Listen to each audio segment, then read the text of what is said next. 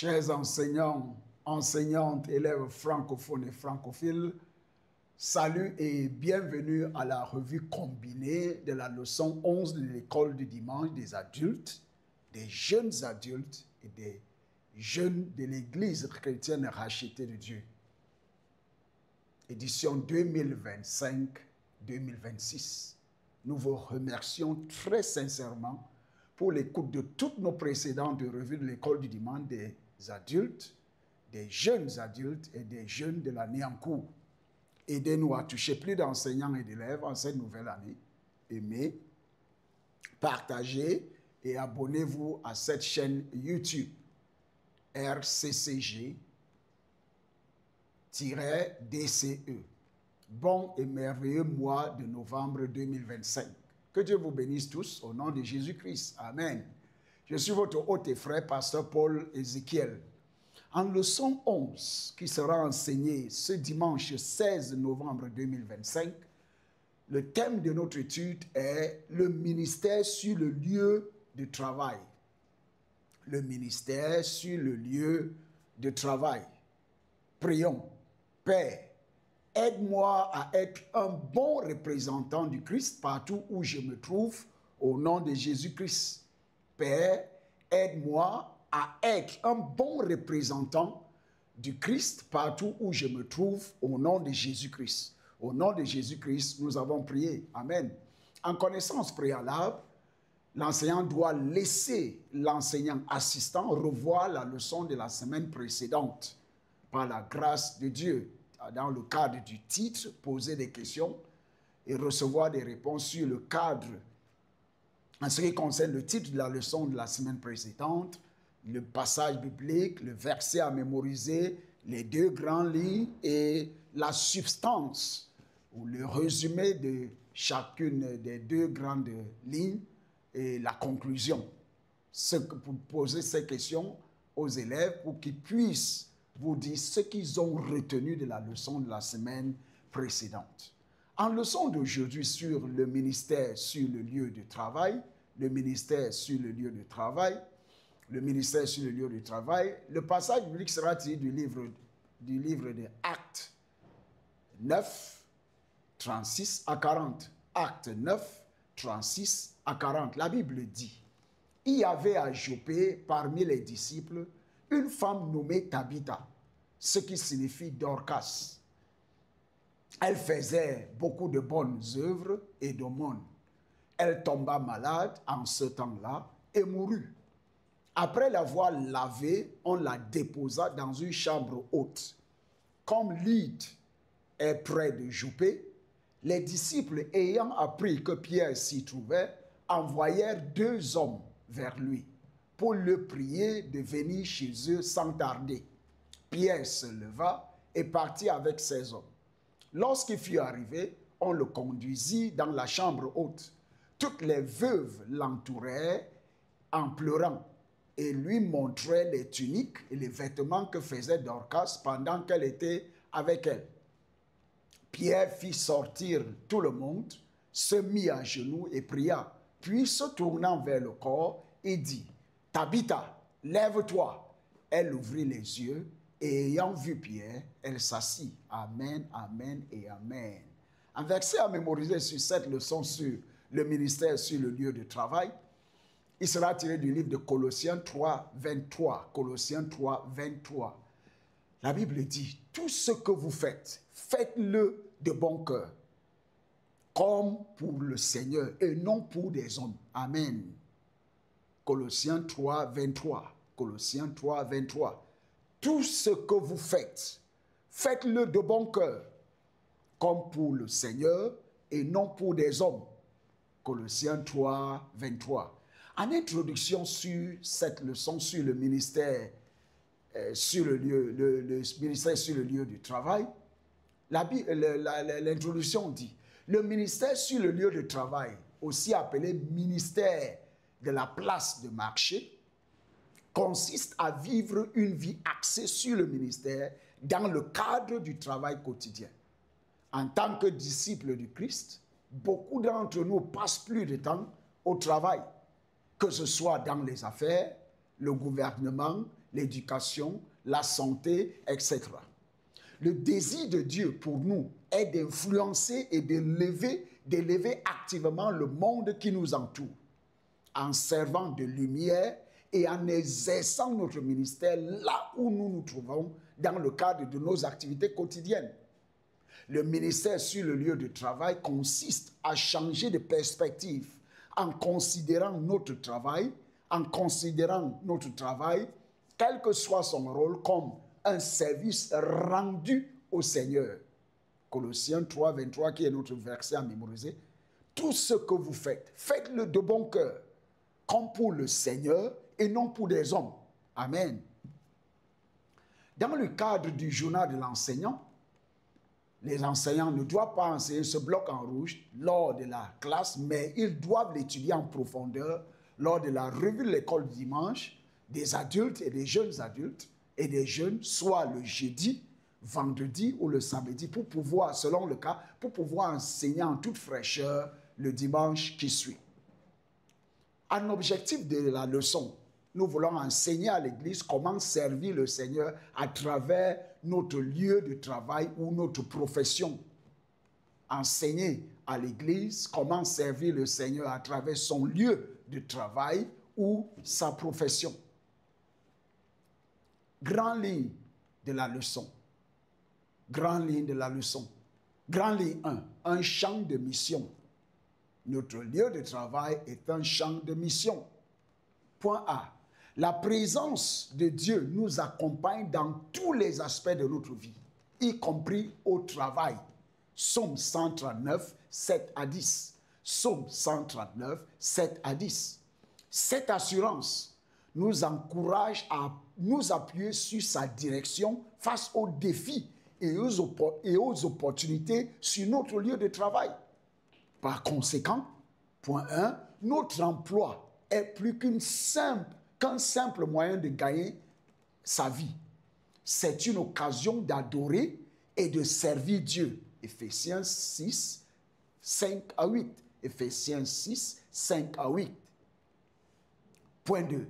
Lorsque nous considérons le travail comme une forme d'adoration, même les tâches ordinaires prennent une signification éternelle, reflétant le caractère de Dieu par l'excellence et l'intégrité. Dans Daniel 11, 32b, Daniel 11, 32, Daniel 11, 32, la Bible dit, « Mais ceux du peuple qui connaîtront leur Dieu agiront en fermeté. » Daniel 11, 32b. « Mais ceux du peuple qui connaîtront leur Dieu agiront avec fermeté. » Point B. Les croyants sont appelés à faire des disciples dans tous les domaines de la vie, y compris sur le lieu de travail. Matthieu 28, 18 à 20. Matthieu 28, 18 à 20. En tant qu'ambassadeurs du Christ, nous apportons son amour, sa vérité et son espérance à nos collègues et à nos clients. 2 Corinthiens 5, 20. 2 Corinthiens 5, 20. Nous faisons donc les fonctions d'ambassadeurs pour Christ, comme si Dieu exhortait par nous. Nous vous en supplions au nom de Christ. Soyez réconciliés avec Dieu. Amen. Point 2. Le ministère en milieu de travail consiste à vivre l'évangile avec authenticité et intentionnalité en laissant votre foi transparaître dans vos actions et vos relations. Amen. Point C. Aligner votre travail sur les valeurs bibliques exige de la sagesse. Proverbe 3.13, la Bible dit, « Heureux l'homme qui a trouvé la sagesse et l'homme qui possède l'intelligence. » Point 1. L'intégration de la foi et du travail reflète l'interdépendance, l'interconnectivité de nos vies spirituelles et de nos rôles spirituels ou professionnels en Christ. L'intégration de la foi et du travail reflète l'interconnexion, l'interdépendance de nos vies spirituelles et de nos rôles professionnels en Christ. Point 2. Le ministère en milieu professionnel peut transformer des vies et des communautés des communautés en répondant à des besoins spirituels, émotionnels et pratiques. Point 3. Jésus nous appelle à influencer les autres avec sagesse, compassion et espérance. Matthieu 5, 13 à 16, Matthieu 5, 13 à 16, dit de nous que nous sommes le sel de la terre. Et quand le sel est introduit dans la nourriture, il assaisonne cette nourriture. Il donne du goût à cette nourriture. La Bible dit aussi dans ce passage que nous sommes la lumière du monde. La lumière du monde. Et quand la lumière est introduite dans des ténèbres, ces ténèbres deviennent lumière. Ces ténèbres disparaissent et la lumière domine sur les ténèbres. Point 4. Ce modèle a été adopté par l'Église primitive qui partageait ses ressources, servait les autres et attirait les gens à Christ par l'amour et l'unité. Acte 2, 42 à 47. Acte 2, 42 à 47. Et même dans le passage biblique que nous avons lu plus haut, nous avons trouvé comment Tabitha ou Dorcas, dans Acte 9, 36 à 40, a cousu des vêtements et des tuniques aux gens de la communauté. En grande ligne 2 ou bien en activité de classe 1, comment influencez-vous positivement les autres sur votre lieu de travail? Comment le faites-vous? Partagez avec la classe. Grande ligne 2, les principes du ministère sur le lieu de travail. Les principes du ministère sur le lieu de travail. Pour exercer un ministère efficace sur le lieu de travail, les croyants doivent incarner leur foi par des actions intentionnelles et des attitudes chrétiennes. Voici quelques principes clés. Point 1. L'alignement. Se fixer des objectifs conformes aux priorités de Dieu garantit que notre travail reflète ses desseins. Proverbe 16, 3, recommande à l'Éternel tes œuvres et tes projets réussiront. Amen. Cela commence lorsque nous nous soumettons à la volonté de Dieu. Lui permettons de façonner notre vision et de guider nos efforts vers un impact éternel. Point 2, l'intentionnalité. L'intentionnalité.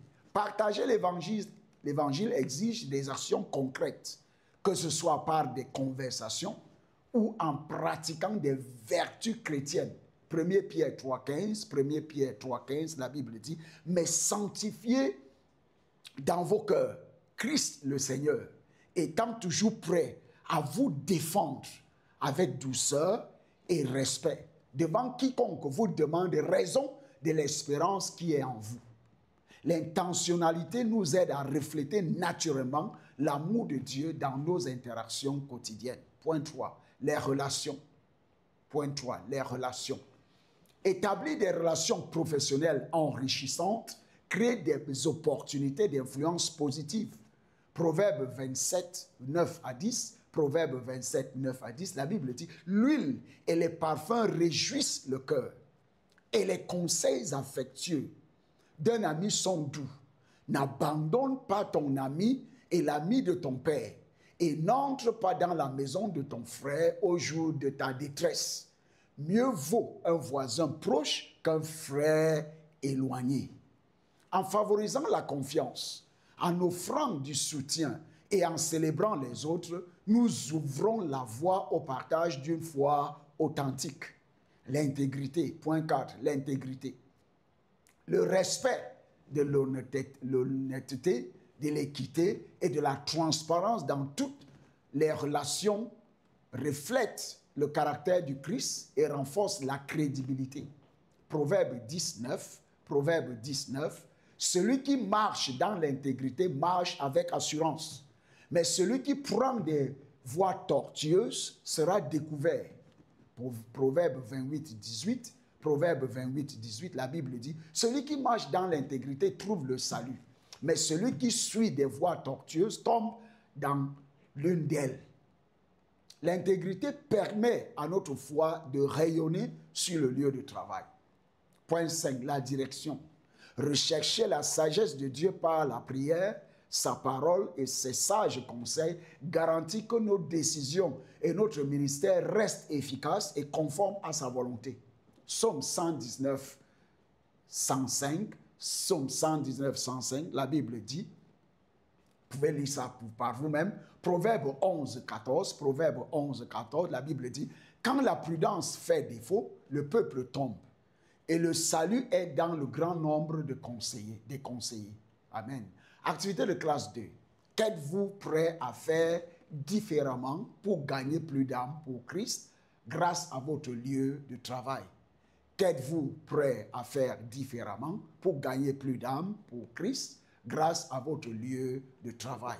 En conclusion dans cette leçon, les croyants doivent aborder le lieu de travail avec un sens de la mission et utiliser leurs dons uniques pour glorifier Dieu et influencer le lieu de travail pour son royaume.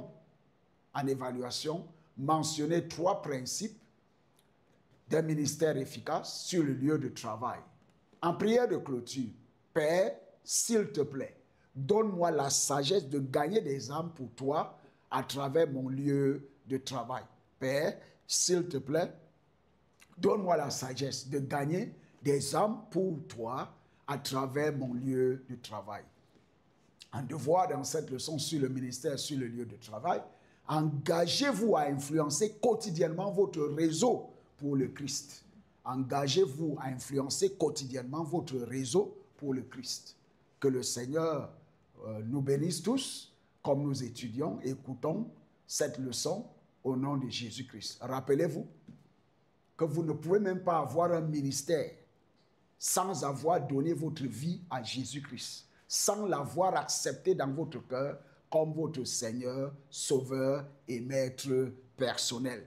C'est là où le ministère commence. Il commence quand vous acceptez Jésus-Christ dans votre cœur comme votre Seigneur, Sauveur et Maître personnel. Vous ne pouvez pas donner ce que vous ne possédez pas. Vous devez posséder Christ pour pouvoir donner Christ aux autres autour de vous, y compris à votre lieu de travail. Que le Seigneur vous bénisse tous. Au revoir et à tantôt par la grâce spéciale de Dieu.